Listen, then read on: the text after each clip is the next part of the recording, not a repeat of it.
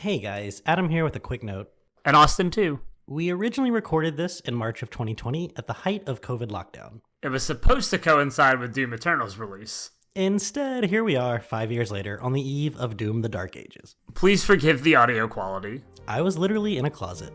It's true. Anyway, we hope you enjoy our take on a game gone by. Doom 2016. And welcome back to another episode of Games Gone By. I'm your host, Adam Baskell, and joined with me today, as always, gaming expert and enthusiast, Austin Baskell. Austin, how are you doing? Or is that a dumb question given the midst of the world crisis we are in right now? Yeah, I mean, I'm doing as good as I can, I guess, in the middle of this global pandemic that we're being quarantined on our house for days on end and not being able to even see fresh air, it feels like. You know, I kept wondering, like, man, when are we going to get around to recording some of these and finishing these games? Maybe this is my fault because I was blessed with an opportunity to do so because we can't do anything else. So. Yeah, really. It's basically like play games, record podcasts, watch TV. That's about all you got right now. Yeah, you guys can blame me for the COVID outbreak. So that's my bad. How dare you? Well, today we're going to talk about Doom, the one that came out in 2016. I know Austin's going to have a hard time distinguishing this from Doom Eternal, which just launched a few days prior to us recording this. But that's good. I think it'll be helpful to have some of those comparisons and those contrasts because there's, you know, by all accounts, it's pretty different. It's a lot more different than I expected it to be. Mm-hmm. Doom 2016 felt like it had a formula that Doom Eternal was going to stick to. And instead of that, they really changed a lot of things regarding like platforming and even like progression and did new weapons and just a lot of things that I was surprised they did in favor of just sticking with the Doom 2016 trends. So it'll be interesting to talk about that game as opposed to this newest one that I've been playing. Yeah, and, you know, I think the case was that we had both played this originally about when it came out or soon after, but neither of us really got too deep into it for a variety of reasons. But then, you know, with Doom Eternal coming out, you said that you wanted to try to play it again, and then so I decided to as well. And I think overall, like, we both really enjoyed it. I liked Doom 2016 a whole lot more than I did originally. I think I played it maybe like 2017, 2018. Like, it wasn't right when it came out. It was like a year or two later. Okay. But I just kind of fell off after like mission 4 or 5, I think. And I don't know exactly why that was. But when I came back to it, I just picked up from that spot that I left off. And I really, really enjoyed it a lot the second time around.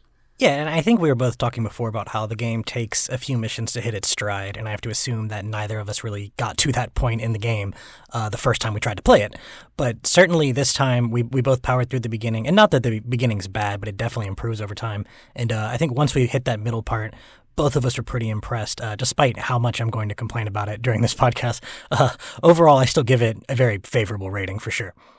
That's a normal trend with these podcasts. You complain about a game, but you also end up liking it, so, you know. Yeah, I think we have a good, like, pessimist and optimist, like, balance going on here between the two of us. You like everything, I hate everything, so it works. It works. Right, we get a nice middle ground where we think everything's fine.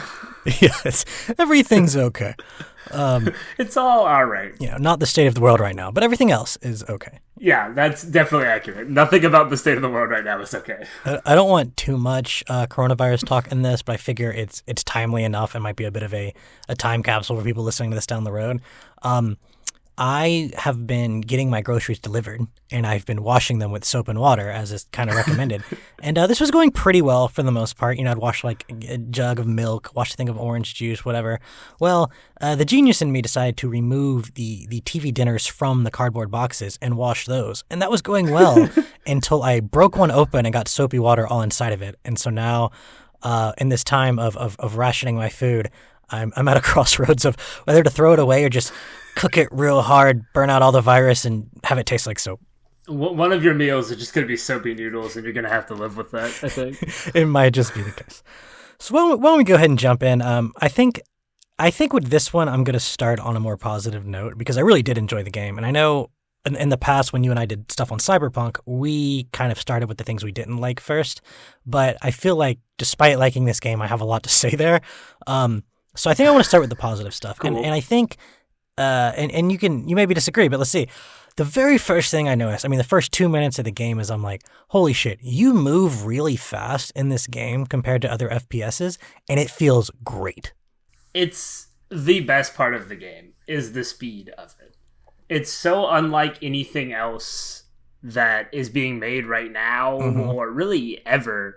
I mean, the only thing to really compare it to is probably Doom itself from back in the day. Like, that's the only games that have had speed quite like this, where you just move really fast, and even like your gunfire and everything, it's all amped up to like a really fast pace.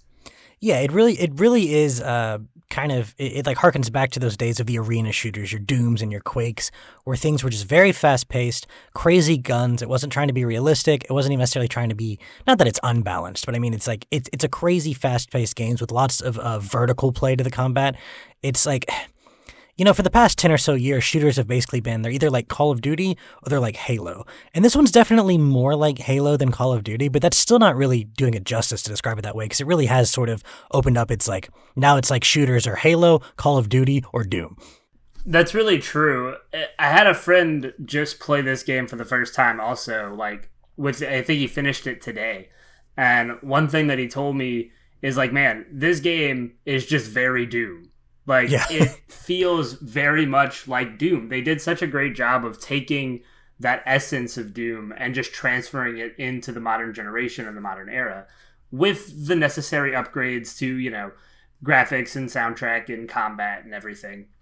But it retains that essence of Doom that it had. And what I think is really neat about the speed and about the gameplay is that you feel like this demon slayer. Like, you really, I know that's such a like dumb thing to say, like, oh, you really feel like Spider-Man, or you really feel like the Doom Slayer, but the demons feel afraid of you just as much as you might be afraid of them. Particularly the little imps, who got almost annoying with how often they're running away from me. And I'm like, hey, come back so I can punch you into oblivion and get some health back. Right, stay here, I want to rip your head off. Yeah. Or like rip your jaw open, or whatever nonsense you can do.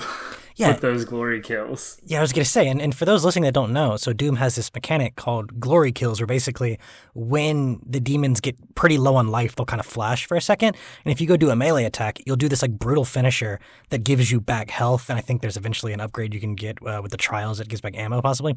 Or maybe it's armor, I don't remember. But the point is, like, it behooves you to go in for these melee kills, because one, it saves you extra ammo, which is not the most plentiful resource in the game, but also it gives you health back. And also, it's just gory as hell, and it's a lot of fun. It's one of the most satisfying mechanics in the game, I think, because it really adds a flow to the combat. You know, you want to take out enemies kind of from a distance and then run in to get that glory kill, and then either like bounce away to take out the rest of them, or use your shotgun or some other like close range weapons that you have to take out enemies up close. It really makes a certain flow to the combat that is unlike most shooters that you play. Like, I can't think of many shooters where you are running into the combat like that as often as you are in Doom. Yeah, it's definitely a different approach than what else was out there on the market at the time, and really still now. I mean, it's not like in the last 3 or 4 years there's been a whole lot of shooters to come out that play more like Doom than they do Call of Duty or Halo. I mean, it's pretty much been Doom kind of standing on its own. And when did Bulletstorm come out? Was that before Doom? Yeah. I want to say that was definitely earlier than Doom, right? That was like 2013 or 2014? Yeah. Bulletstorm was a while before Doom. That's a good point. That may have been kind of an exception. Bulletstorm I would not be surprised if id Software took some inspiration from Bulletstorm when making Doom and kind of adapting Doom to this modern era, because Bulletstorm does a lot of these same kind of things now that I think about it. Yeah, I hadn't thought about that at all. That's a good point. I didn't play a ton of Bulletstorm, but enough to remember some of that like run and gun focus that, as we were saying, just really isn't present in most other shooters these days. And yeah, I mean, other than that one, I can't think of many. Yeah, and you mentioned the bouncing in and out, and one thing that just helps so much with that is it's like the second or third mission, you get these boots that let you double jump. And eventually, if you get the right trial unlock, you can kind of change your direction mid-air. It's so satisfying. Whether we're talking about the exploration or the combat, it just really allows you to go kind of exactly where you want to, and in ways that, I mean, you really can't in a otherwise modern shooter, right? Can't double jump, can't move in midair. So satisfying. It's almost insane to me that it's not unlocked at the beginning of the game. That it's not something that is just like already available to you. Because in Eternal, it is automatically available to you, if I remember correctly. I don't think you have to unlock it or anything. And it really changes the way the game feels, both in combat and exploration, like you said. You really feel like kind of hampered or like hamstrung. Like you can't really engage with the game the way that it wants you to until you get those boots. Yeah, no, I mean, that's absolutely true. Particularly before I got the time trial thing, or I'm sorry, the trial that allows you to control your direction in midair, and before I got the suit upgrade that reduces like explosive damage to yourself, I was killing myself with a rocket launcher like constantly. Which it's really easy to do. Yeah, it's kind of a me problem, but it's also just kind of a early game problem. But once I kind of got that sorted out, man, it's so much fun to jump around, shoot things, switch weapons. I mean, sometimes my first jump would literally be like jumping into the way of a projectile, but then you can just jump right back out if you have the reflexes. And that was always a great feeling when I could like get myself out of the trouble I just put myself in. So let's talk about some of those weapons then, because another thing this game just does incredibly well is it has a very large variety of weapons. And we were talking about the trends that were established in Halo and Call of Duty. Well, this completely does away with the whole you can only hold 2 weapons thing. And I'll be honest, there were times it frustrated me because part of it's like my vision getting worse in my old age, but like trying to navigate the weapon wheel, and my brain was saying, okay, it's paused, you have time, but it's not, it's just slow, which is usually fine, but not when like you decided to do it as a giant green orb was heading at you. That still travels pretty fast. But for the most part, that sounds like a you problem. Yeah, it is. And and for the most part, it does a really good job though of just allowing you to like very easily and very fluidly switch to different weapons for different occasions. You have the BFG, the big fucking gun, and the chainsaw mapped to 2 entirely different buttons on the controller, so they're not even really like selectable weapons in the traditional sense. So that feels really good too, kind of having those as different spots. Although arguably it makes it to where they're kind of harder to think about using, but particularly the BFG, I think is it gets relegated to like down on the D-pad. I think. Yeah. I could be mistaken. It's down on the D-pad. No, wait. I think it's a Y, isn't it? Is it? Yeah, because X is chainsaw and Y is the big gun. I kept hitting Y thinking I was going to change to my other weapon, but that's R bumper, and I kept pulling out the BFG. That's half the time I even remembered to use it. That's interesting. Okay, because the controller mapping was changed a little bit for Doom Eternal. I imagine so, yeah. I do believe Y is now there to swap weapons. Okay. That could be why I'm misremembering where the BFG was. But all I remember is that I rarely remembered that I even had it. Whereas the chainsaw, I think, is so important to the game. Like, you have to be constantly using the chainsaw because you're so low on ammo. That I rarely felt that one was hard to find. But the BFG, I was always just forgetting it even existed. Yeah, I think most of the time I used the BFG was on, like, boss fights because I was, like, very cognizant of needing to do as much damage during their, like, vulnerable phases as possible. And also when I would die in the same spot 2 or 3 times, I'd be like, oh, what if I just kill everything? So right, like, oh wait, I have this like end everything weapon. Perfect. Yeah, it's just this absolute Death Star of a gun. It's a very satisfying feeling to use. To me, all of the weapons feel really satisfying though, for the most part. There's a couple that I obviously use a lot less frequently than others, but I really thought the game was at its best when you were constantly swapping weapons, going from, shotgun to assault rifle to gauze cannon, running out of ammo, and then being forced to like switch to the rocket launcher, and really like managing your resources and picking the best moments to use your weapons against enemies was one of the most interesting parts of the game to me, because it was something that I hadn't really experienced in a shooter really ever. Yeah, I feel like, if we take like Halo, for example, especially the first Halo, I'd be like, all right, I have my pistol and I have like my needler, my plasma rifle. I'm not going to switch them for anything else the rest of this mission unless I happen to come across, like a rocket launcher. But there really wasn't one gun that I just felt was like that. I mean, don't get me wrong. I definitely had my favorites. Like, I definitely used the pump shotgun the most because once you get that triple shot upgrade, particularly its final tier, where if you hit with all 3 shots, then the next 3 shots do double damage, that's just insane. And you get like the quad kill power up. You're just taking out barons with like shotgun blast. But yeah, it really does force you into situations where it's like, okay, this guy is shooting missiles at you across the map. You could run up and use your shotgun, but you're probably better off switching to something long range because in between you and that guy launching the missions are like 40 other demons ready to rip you apart. Right. And the game is not easy most of the time. No. Even on the normal difficulty, I feel like it has almost like a reverse bell curve of a difficulty curve. Like the beginning of the game I felt was pretty difficult. And then towards the middle, I felt like it started to kind of balance out. I was like, all right, this is getting kind of easy. And then towards the end, it started to ramp back up and was like, oh man, this game's hard again. And I think that's really good. Like, I think that was a good way to do it is because like, once I got used to it and I got adjusted to switching out weapons constantly and moving around, the game started to feel easier. And I was like, okay, I'm just good at this now. But then towards the end, it started to get hard again. I was like, okay, this feels like the appropriate difficulty for what I'm doing. Yeah, I suspect the difficulty of the missions and monsters is probably pretty linear, but it just feels like you're so underpowered by comparison in the beginning that, like, by the middle of the game, it feels like just right because you finally hit your stride. And then by the end, it feels hard again because they've really kind of pumped up the amount of, enemies on screen at one time.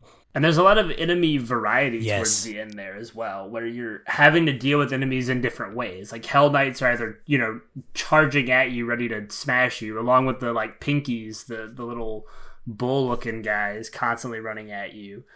But you also have people like shooting missiles and rockets from the other side of the screen.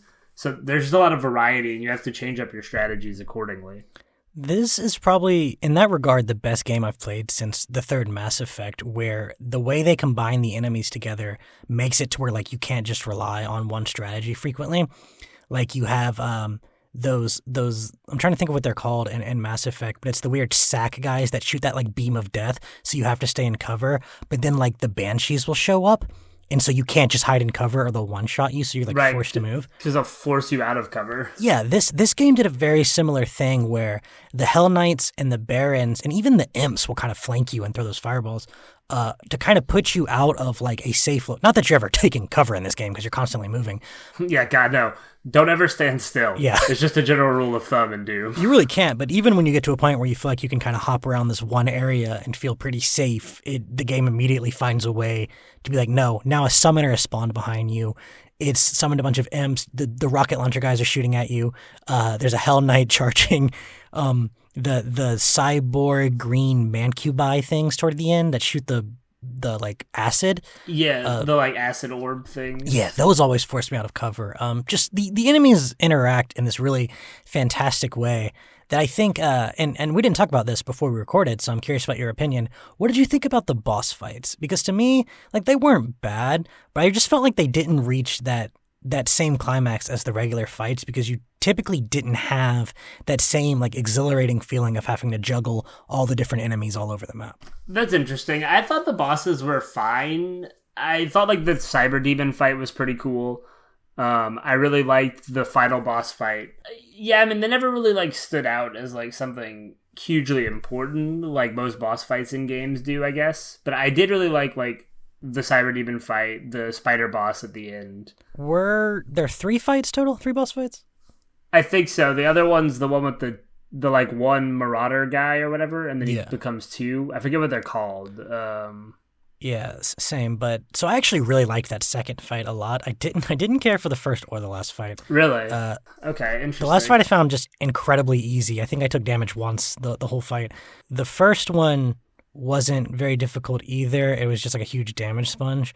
But I really thought the way, particularly the second phase of the second fight where 2 demons come out, they're messing with you in these ways that really complement each other and force you to, like, constantly do the right thing or take a ton of damage. And then there was if one throws the orb, you can kind of line it up with the one spinning around and kind of stun him for a second. And I thought that was cool, even though I think I only managed to do it like a single time. I don't think I ever did that. That's pretty neat. I didn't know that was a thing. There was a lot going on in the second fight, whereas on the last fight, I just found her attacks incredibly easy to dodge. The only times I really took damage if I was like too slow getting up on the pillars when the ground went like electric or whatever. Yeah, that was probably the easiest of the fights, but I just thought it had like an appropriate sense of scale and style. Like I thought it was still like a fun fight and engaging, but it wasn't as difficult as that second fight. I'd say that second fight was the one that gave me the most trouble. Yeah. Cyber Demon wasn't that hard, but I liked that his attacks were very pattern based. Like they felt even more pattern based than the other ones. How they would he'd like throw out those like the like lines of flame, and you have to like die. You have to like either jump over them or duck under them and stuff. Yeah. Like I thought that kind of stuff was cool and was a little bit different than most of the enemy types in the game would give you. Yeah, there's definitely a flow to that one. Yeah, the second one was definitely my favorite. I think I barely beat it after like the third try. It was just like using all of my weapons, all my ammo, spamming the health grenades, like coming out by the skin of my teeth. And I just the last fight was, like you said, it was really cool in that sense of scale. It's this huge room. The model's really cool. The animations are super smooth. I just never really felt like I was in danger the way I did the second fight. Yeah, I can understand that. Which is a little disappointing for like being at the end of hell, right? Right. Fighting the big bad boss lady. Like, I get it. Kind of a small complaint. But overall, just the way the combat keeps you on your toes and cycling between weapons, I mean, it's pretty fantastic. It's really hard to complain about most of the fights in that game. I mean, it's really the highlight of the game, and for good reason. Like, it's a lot of fun. And, like, I feel like all the arenas and all of the areas that they put you in these fights also really complement the fight. Like, they put a lot of effort into making sure all of these encounters felt fun and unique and engaging, even when it just feels like a regular group of enemies. Like, it's nothing special on the surface, but each fight feels special because you have to adjust your strategies and attack differently every time. And that, it seems like they put a lot of effort into making every fight matter. Yeah, I think that's a great way to sum it up, is you typically don't feel like you're just wasting time fighting stuff. I mean, occasionally you might get that feeling in the sense that, like, okay, you know that you've just come to this huge room that you're going to have to kill everything in it before you can move on to the next part of the level. But it's not like it's a boring fight, right? And I mean, I was frequently jumping around the room with only like 20-30% health and no armor, like just barely living through most of these fights. All the time. Yeah. So, I mean, just A+ on the combat. For sure. Before we get into some of the nitpicky things, we can talk about kind of the story and the soundtrack. The story is, I think, 100% what it needed to be. Very minimal. There's a bad lady. She did a bad thing. I mean, she opens a portal to hell. It's a pretty objectively bad thing. That's about it. Yeah. you got to stop her. There's like an AI robot dude along the way that helps you do it. And then at the end, it's like, oh, twist. Maybe he wasn't exactly what he seems, but it's not even elaborated on that much. Yeah, I think it is in the second game, but I haven't really gotten to a point yet where they've elaborated on it.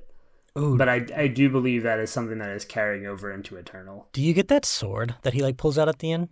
I haven't gotten it yet. Like, I didn't start out with it. Okay. But I do think at one point you do. Because that was like such a tease, is that this like weird artifact you've been using to seal these portals, he like takes it from you again and turns it into this sword. And I was like, oh, no way. Like, why couldn't I do that? Yeah, like, I want to use this cool sword. That's definitely something I'm looking forward to. The second game adds a lot of combat mechanics. They add like a lot of new things. And I don't want to talk too much about the second game, but like there's this like blood punch that you charge up with glory kills. It's like a shockwave punch and makes your melee a whole lot more effective. And there's also this like flame turret thing that pops out of you. It catches enemies on like a small radius on fire, and then they drop armor while they're on fire. And then when you kill them, they drop like a lot more armor. So I think a lot of those little changes like that, I think the sword might be something like that comes along later, where it's woven into just the general flow of combat. So it sounds like with Eternal, you have the chainsaw for ammo, the flamethrower for armor, and then your glory kills for health. Yes. Awesome. That's generally, and if you are not weaving all of those together all the time, then you are doing it wrong. Like, I'm playing the second one on Ultraviolence, which is like the hard mode for Doom, and I am constantly dying. And partially I'm just bad at video games, but the game is very difficult on that hard mode, and if you're not constantly using all of your resources, a lot like the first game, like you had to use all of your resources in the first game as well, but in Eternal, they give you even more resources to use, and it's not like, oh, this is for fun or whatever, like, oh, you can use this if you want to. You have to use it. Like, even the grenades, I find, are a lot more important in the second game. Oh, yeah. I feel like we didn't even mention the grenades earlier because they're kind of an afterthought, or at least it's worth saying that we played the first game on normal. So maybe that's true. Maybe that has something to do with it. And I believe you said you're playing the second one on hard, and whenever I pick it up, I'll probably do the same thing just because I kind of want that. Gosh, just the thrill of barely winning these fights was so much of the appeal of the game. It's really cool. Like, it is a great feeling to overcome the, like, fourth or fifth time you die or whatever. Or, like, even like you were saying, just getting really low on health and then coming back to defeat that last enemy with, like, 5 health left. There's just such a rush. Yeah, so let's go ahead and get into my favorite part, which is the cons. Hold on. We didn't talk about the soundtrack. Oh, gosh. I feel like you keep overlooking the soundtrack in this game. We would be remiss not to talk about the soundtrack. No, here's the thing. I am the last person in the world to ask about video game soundtracks because most of the time I just don't even notice them. Fair enough. I can name you like 3 songs, dude. The Galaxy screen in Mass Effect, the Halo intro theme, and the Skyrim intro theme. And beyond that, I probably would not recognize a single video game. I mean, like Mario, right? But you kill me. Since things went after 16-bit, it all sounds the same to me. It's all orchestral nonsense. But not Doom. I say this game is definitely an exception because it's like, what is that, like industrial metal? It's literally just industrial metal, yes. Yeah, everywhere. I mean, it's so cool. And it's put together so well, and like when you enter combat it really just ramps up. And so, it might be kind of in the background a little bit, a little softer. And then when the enemies spawn, like before you've seen them because it's it just hits so hard and it ramps up so fast and so heavy. The soundtrack's very dynamic. Like, as you weave in and out of combat, and as combat gets more and more intense, the soundtrack gets more and more intense. Yeah. And that was a very intentional decision. I watched this video from the Racevic YouTube channel. Yes. I know he did those Mass Effect videos that you were telling me about. He also did one on Doom soundtrack, and he kind of goes through the way it dynamically shifts and goes through combat scenarios, and the music kind of goes up and down and really matches everything really well. And it's just such a great soundtrack, even to listen to separate of the game. Like, I've often just put on the soundtrack and listened to it because it's so hard and so like heavy. It's just really fun to listen to. Yeah, and this is typically not a kind of music I'm super into, but I mean, I never even thought about turning it off. Like, it works so well in the game. It's so fast paced and it's so just intense all the time, and I love it. Yeah, and it's not like there's dialogue you really have to listen to or anything. Like, I guess you could get away with turning the sound off in this game while you play it, but I don't know why you would. Like, it's just everything about the sound in this game adds so much to it. It's got really great sound design. Not even just the soundtrack, but the gun noises, the enemy like shrieks as they die and everything. Yeah. It all amplifies the experience of being the Doomslayer. It really does. It's one of those things that I hope like a lot of designers look at when it comes to music, so that hopefully I don't continue to feel like music's such an afterthought in most games. Because in this, it's just such an integral part of it, and it's really hard to say anything bad about it. It really is. Mick Gordon is a genius in the creation of this. All right, well, thanks for reminding me about the soundtrack, because that would have been just a complete disaster if we skipped that. But now we're going to It's just so good. Yeah, that would have been embarrassing. We'd have had to completely redo this. But we're going to move to the cons now. And really, like, I might have a lot of things to say, but they're not necessarily. It's like they're more of high in frequency than they are in intensity, right? It's like there was very few things in this game that made me just like, oh god, it's so annoying. I'm going to quit playing. Well, maybe the pitfalls on the first few levels, but other than that. So I'll actually start there, and I was really glad to hear that in Eternal you just kind of respawn with health lost when you fall off the edge. Yes, that's exactly what happens, and it's not a huge chunk of health either. Yeah, because dude, in the first 4 missions, I must have died 40 times, and maybe twice did I die to monsters. It's all about those pitfalls. The other ones were either falling off the edge or blowing myself up. One of which I put more as my own fault than the other. But I think it's really that those early level designs almost feel like they're designed with the double jump in mind, but they don't give it to you. Yeah. Like, there's a lot of spots where I feel like they want you to come back once you have it to get secrets or something, so they put all this shit. That was another thing I ran into, is the first few levels I kept trying to find all these secrets, and eventually I just said, like, forget it. And then I realized, oh wait, I just got double jump boots. Like, I bet I spent an hour looking for things I literally couldn't get to yet. That you just couldn't physically get to, yeah. Yeah. But it's like some of the level design before you get to hell is a little darker, so it's like I kept not seeing the pits, or they'd be like, you would look out through this kind of window and it looks like you can jump to the ground, but as soon as you jump out, you realize like there's a pit between where you were and that ground you were trying to jump to. Yes. And there's also like a lot of catwalk type level design in the beginning, like narrow spaces, and I don't know, I didn't find that was as interesting to either navigate or participate in like combat encounters with. Yeah. As some of the later stuff. The last level in particular, there was these huge open areas where you couldn't really fall off, but there was a ton of verticality to the fights. And that's where I thought the level design shined, was it's like, I don't want to have to worry about falling to my death, but I do like the idea of like falling out of an advantageous position that I've climbed to, or having to retreat from it because suddenly there's a summoner or the rocket launcher flying guys, or somehow or another these freaking Hell Knights that can just climb up whenever they want. Like they just jump over everything like crazy psychopaths. Yeah, so those Hell Knights are scary. Yeah, I hated the Hell Knights. And that was actually something I wanted to talk about earlier, was just how hard it was to upgrade some of the weapons because of the very specific things you had to do to get those final upgrades. One of them was headshotting Hell Knights with like the Gauss cannon. The Hell Knights don't stand still, and their heads are tiny, and they're constantly charging at you. And I was like, I don't ever use this for this enemy, ever. Like, I use the rockets and the shotgun. I use the Gauss cannon for like guys that are far away. Hell Knights are never far away, and when they are, they don't stay that way very long.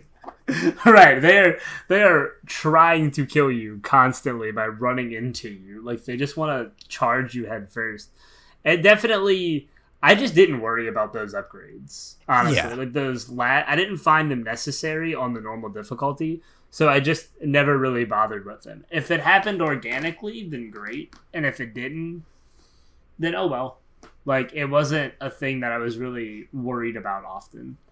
Yeah, you know, and in the pros part, I really want to mention that a lot of those work pretty well and the upgrade system works pretty well. But now that we're here in the cons, man, some of them were just so specific, I couldn't stand it, especially because, for instance, with the shotgun, it was like, hey, go kill the big Mancubi blob guys with a triple shotgun kill. It's like, hell yeah, that's what I'm going to do anyway. And then, but then other ones would be like, stun enemies and then kill them while they're still stunned. And I was like, nah, bro, I stun them to run away. Like, that's all I use this for. So it was sometimes the upgrades didn't go with my gameplay very well. But then, like you said, they're not super necessary. Like, you could easily still get through the game without getting the final tier of those weapon upgrades, I think. I think what the progression system does well to kind of balance out your complaints of it in some ways is that there's so many different forms of progression between like the Praetor suit upgrades, the mods, the weapon points, the trials and the runes and stuff. Like, there's so many different ways to outfit your Doomslayer to become a better murderer of demons, I guess, that I never really felt like not being able to get one or getting one slower than the other hurt my enjoyment of it, because I would always put points into the other thing or upgrade this path. If I hadn't found a mod in a while, then I would just upgrade my older weapons to be better. Like, I always felt like there was some form of progression that I could do to better my character. And a lot of times I found myself either not putting in weapon points for a while or not putting in Praetor suit points or whatever, and then dying in an encounter a couple of times. And then I was like, oh, I forgot to upgrade. I would upgrade my stuff, and then instantly I would get through that section. And that was a really satisfying feeling because it felt like that progression mattered. Yeah, and some of those upgrades, even like the mid-tier upgrades that you just spend the weapon points on, were huge advantages. Like with the Gatling gun, the base Gatling gun, I could not stand because it just took so long to charge up, and it felt like it actually fired kind of slow for a Gatling gun. I agree. But then I didn't love the Gatling gun. When you get the mobile turret upgrade, basically it just like magically turns into 2 and starts firing immediately, and it fires faster. And like, don't plan on using your assault rifle afterwards because they share ammo and you will have none left. Like, it just empties it, and it was so awesome because like a Baron would come charging at me, and I would just be like, yeah, like think again, and just, and it was awesome. So like, some of the upgrades just felt great. Like the triple shot shotgun felt great. The triple lock on for the rocket launcher felt great. Like, and then other ones were like the plasma. Okay, let's just say the plasma rifle is the worst gun in the game, right? Aside from the pistol. Yeah. I can't remember in the first game. Does the plasma gun hurt the shield guys? There are shield enemies in the first game, right? Oh, that yeah, are, like, carrying shields. I think plasma gun. I know in Eternal for sure. The plasma gun destroys those shields super quickly, and it became one of my most used weapons in Eternal, in the early parts of it at least. So, that may be the case in Doom. I was never smart enough to think of that. But I don't think the original Doom, at least I can't remember if it does. I could look really stupid right now, but I can't remember if it told you that. I know Eternal tells you that. Like, I don't think it does. As soon as you get the plasma gun, Eternal's like, hey, enemies with shields, their shields will explode if you unload enough of your plasma gun into it. And so I was like, okay, I'm going to use my plasma gun on shield enemies. Yeah. And I can't remember if the first game ever tells you that or not. It definitely doesn't, because I would have used it and I would have been so much happier with that gun. Those shield guys gave me a lot of problems, and eventually the way I dealt with them was just by jumping over their heads with a charged shotgun and hitting them in the back. That's pretty much what I would do as well. Yeah, so... But it turns out that, and I think that's a big plus in Eternal, at least while we're kind of on that topic, is that they do, every time you get a new weapon or a new enemy type is introduced, they kind of point out strategies that you should take to deal with it, which then makes the game more interesting to me, because instead of trying to figure out how to deal with enemies, it's figure out how to deal with these enemy combinations. Like... Yeah. Figure out which gun to prioritize and figure out how to switch between them quickly enough and effectively enough to deal with all the enemies without dying. And I think the first Doom could have benefited from some more of that. Like, hey, this is what you should do with this enemy. Yeah, it's not super clear in the game which gun works best, which enemy, which was fun to explore. But it would have been really helpful to know things like, yeah, the plasma takes out the shields because it doesn't do much else. And that's very true. That is very true. It wasn't my favorite gun. Now, I never got the mod that was like the heat discharge or whatever. I had the kind of stun bomb, which I mostly used to get away from things. So I don't remember what I did for the plasma gun. That's not a weapon I use very often either. Yeah. I would often use the shotgun, triple shot, or the scope. The scope I used all the time. Like the scope assault rifle? Yes, yeah, the scoped assault rifle. Yeah. I use that all the time. Right. It was very useful for the skull guys. Yes. The gauze cannon upgrade I used a lot. The one where you can charge it up and fire. Okay, I use that one frequently. I know you said you were a huge fan of the rocket launcher, although who isn't? I love the rocket launcher. The rocket launcher became my go-to default weapon once I got the lock on and then the triple lock on. Yeah. See, I didn't like the triple lock on because I felt that when I would try to use it, So, I mean, the troop will lock on the original one, right, where it's one target, amazing. But the one where it would lock on to different targets, I often felt like it would just like grab an imp nearby, and I was like, well, that's not what I wanted. So that makes sense, sure. Was that the mastery upgrade for that? it one? was, yeah. But the way you unlock it is just killing 5 summoners with a rocket launcher, which again, yeah, that's how I'm gonna do that. So Like, duh, like that's what I'm gonna do anyway. yeah. And, you know, look, our cons section here is a little all over the place, but I think that kind of speaks to the cons of this game, which is that there really aren't any huge, like, glaring flaws. It's just little things on a bunch of different aspects that were kind of just a little hit and miss, a little bit of oversights, but really nothing that's just, like, game-breaking, right? Right. I think really the biggest fault to this game is that it doesn't feel like you're really given all of your tools until midway through. Like, yeah, it feels like the game wants you to experiment with all these different weapons and weapon combinations and things, but it doesn't give you that opportunity till like midway through the game. Once you finally unlock everything and have enough weapon points to kind of upgrade and get new mods and stuff. And once you have all of that, man, it feels really good. Yeah. But before that, it's just like there is a sense that I'm not able to play the game the way the game wants me to play it almost. I don't know if you felt that way or not, but No, I think I would agree. There's definitely a sense of it starting a little slow. And then on that note, what did you think of the trials? Because I liked the ones I came across, and I liked the handful of skills I got from them, but I never even got enough to unlock my 3rd slot. And I felt that they were just too out of the way. And I'm not gonna lie, the last few levels I definitely kind of rushed because I was trying to finish it and not really explore. But I felt the first couple in the game are kind of just in your path, but then after that, they were really out of the way. I kind of agree with that. I don't remember them super clearly, honestly. Like, I don't remember doing a lot of them, and I think it's for the same reasons that you probably said you didn't get a lot of them, is that by the end of the game, I wasn't looking as much, I wasn't exploring as much, and it's not that that wasn't interesting to me. I just had more fun in combat scenarios than exploring with this game. So I wasn't always out looking for them. But I thought the actual trial like challenges themselves were really interesting every time I did one. I can't really remember too much of what abilities you got from them, though.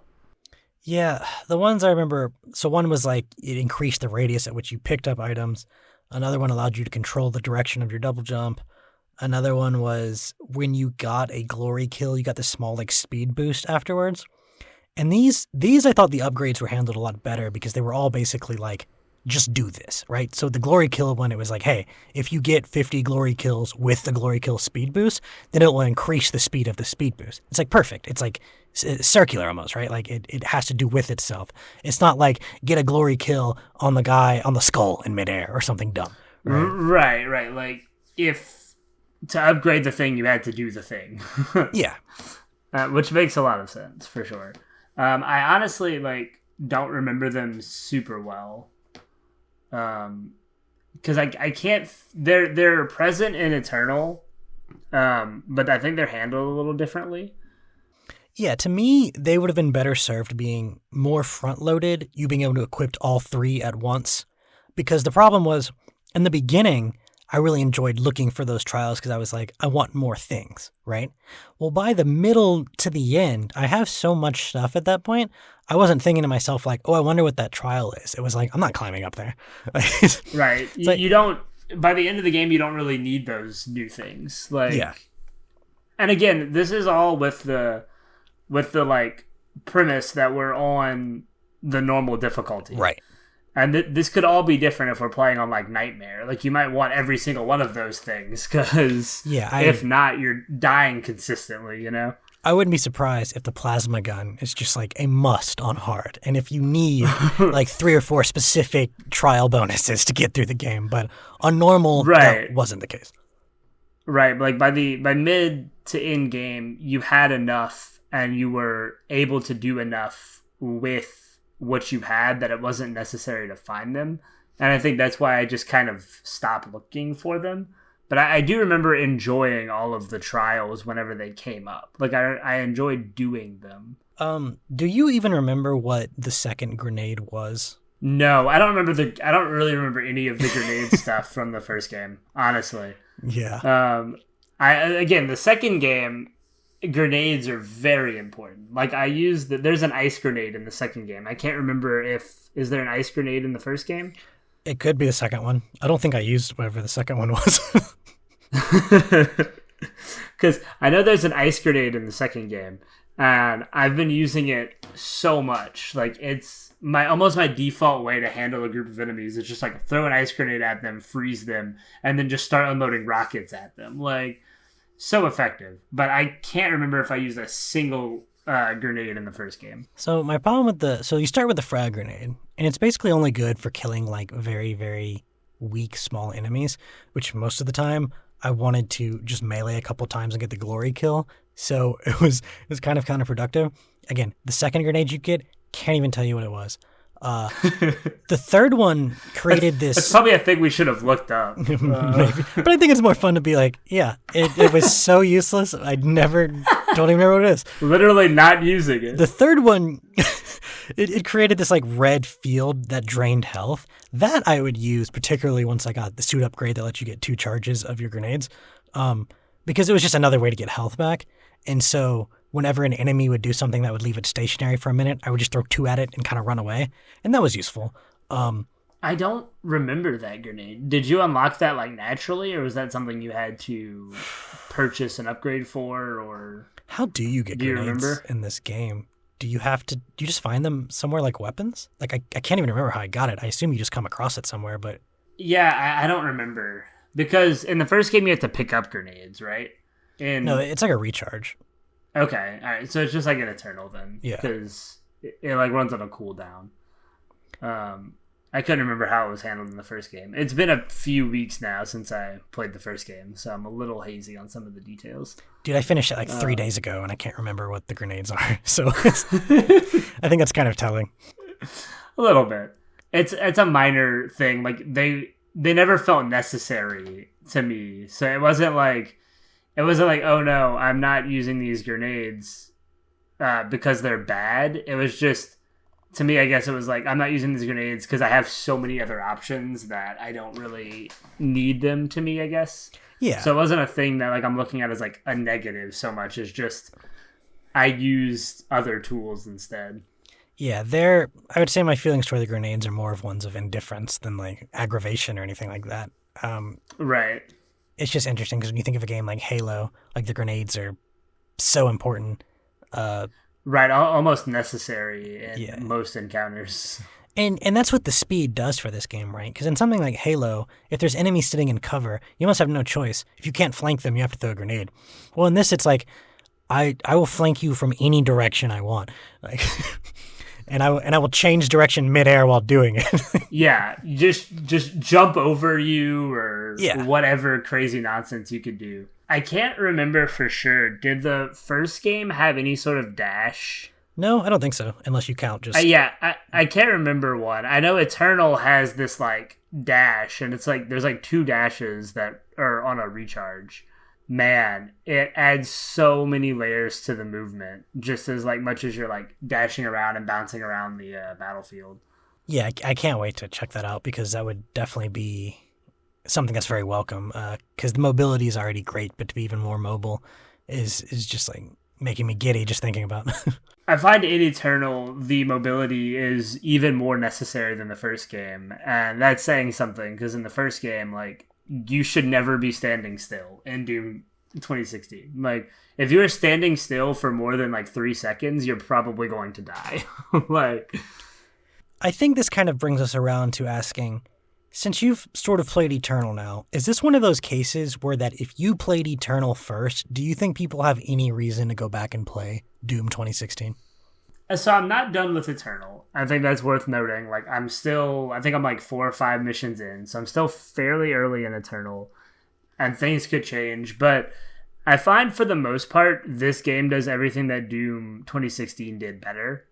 As far as combat goes, the story doesn't really matter. Like, the story in Eternal doesn't seem to relate super heavily to the first one. There's some things that you need to know about I believe, like, especially regarding like Samuel Hayden, the like traitor guy at the end and stuff. Yeah. But like as far as story goes, it's not super important, and it feels like they do everything better combat wise. So if you're playing Eternal first, going back to Doom is going to feel really weird. It's going to feel really slow, honestly. Like Doom 2016 will probably feel slow compared to Eternal. Just a lot because of that dash. And there's also, I can't remember if this is a thing in 2016, but you can like grab onto bars and like swing in this game. And you can do that. You can hop onto those things and it like propels you further. And it just adds a whole new layer of mobility that I don't think was in 2016 anywhere.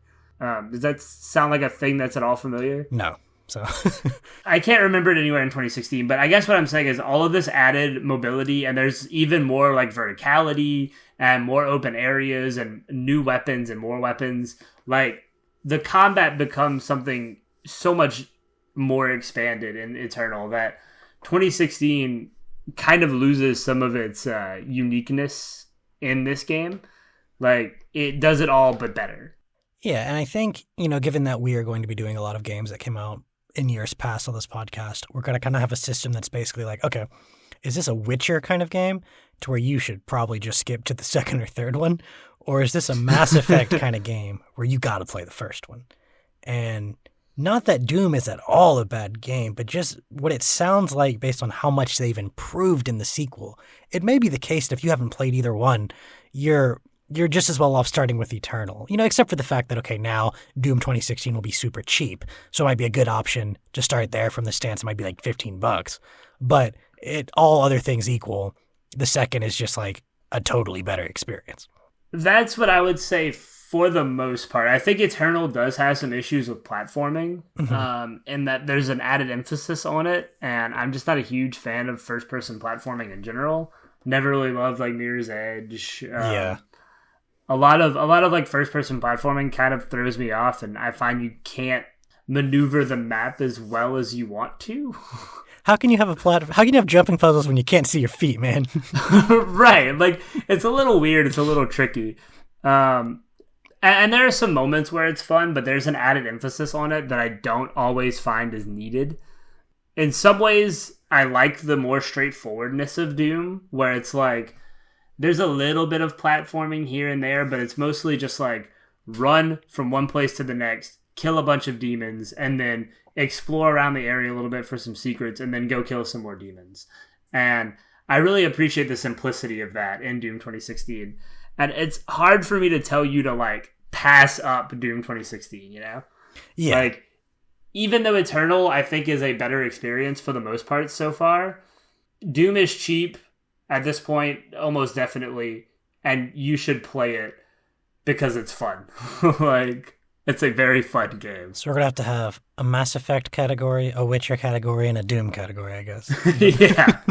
Like, yes, technically the sequel is better, and it's not necessarily needed that you play the first, but it's just fun, so you should play it anyway. Yeah, it's a good place to start, especially given that it'll probably be super cheap by the time if you haven't picked it up yet, I don't think I would recommend playing Doom Eternal and then going back to playing Doom 2016 as like how was the first Doom? Because I think you're going to get a less enjoyable experience because you'll be used to the movement and the dynamics of Eternal. And the first game does not play like that. Well, I guess that about wraps it up. We've kind of gone all over the place, but I think we've touched every aspect of the game. And overall, thumbs up for sure. Definitely. I really was impressed by Doom 2016 more than I even expected to be when I came back to it. That about wraps up our 5-year-old discussion on a 10-year-old game, Doom 2016. You can find this episode, as well as all of our other episodes, on Spotify, Apple Podcasts, or your favorite podcasting platform. And you can follow us on Blue Sky and YouTube at the Games Gone By podcast. Signing off for Games Gone By, I'm Adam. I'm Austin. Thanks for listening, everyone. We'll see you next time.